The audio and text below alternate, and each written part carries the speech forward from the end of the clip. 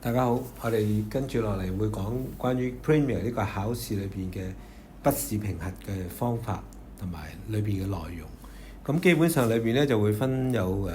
選擇題啦，有填充題啦，有連線題啦，亦都有一啲咧係講緊不同藝術風格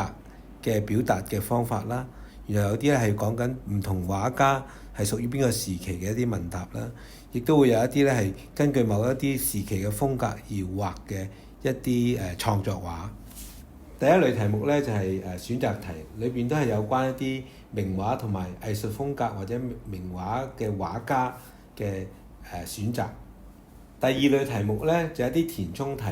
咁可能係出一啲唔同嘅時期嘅名畫啦，然後問翻你咧呢張畫係咩時期嘅風格。咁基本上我哋都會揀一啲咧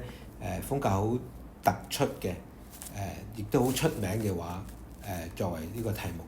第三類題目咧就係一啲連線題，咁呢啲題目咧就主要係將畫家同埋佢嘅作品咧去做連線嘅。第四類題目咧就係一啲選擇題，咁通常都會揾一啲唔同嘅時期嘅畫嘅風格啦，然後相對裏邊一啲嘅唔同嘅特色，咁叫大家咧圈翻嗰個特色出嚟嘅。第五類題目咧都會考下一啲唔同時期裏邊嘅畫家，譬如問新古典主義有邊個畫家，咁我哋會有選擇題俾大家選擇嘅。仲有一類題目咧就係要根據某一啲時期嘅風格，然後去創作一張畫。例如譬如我哋會俾一張 pop art 嘅畫啦 Lichtenstein 嘅畫啦，咁然後根據佢個畫嘅特色，你去創作自己嘅一張作品。咁裏邊當然你要了解咗 Lichtenstein 嗰個畫風啦，譬如佢會用好多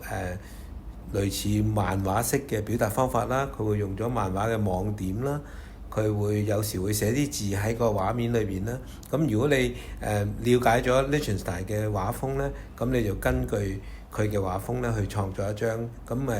任你畫乜嘢都得，可以畫人啦，可以畫靜物啦，可以畫風景，呢個就冇限制嘅。因為喺呢度咧就想睇下大家嗰個創作能力同埋了唔了解到嗰個風格嘅特色。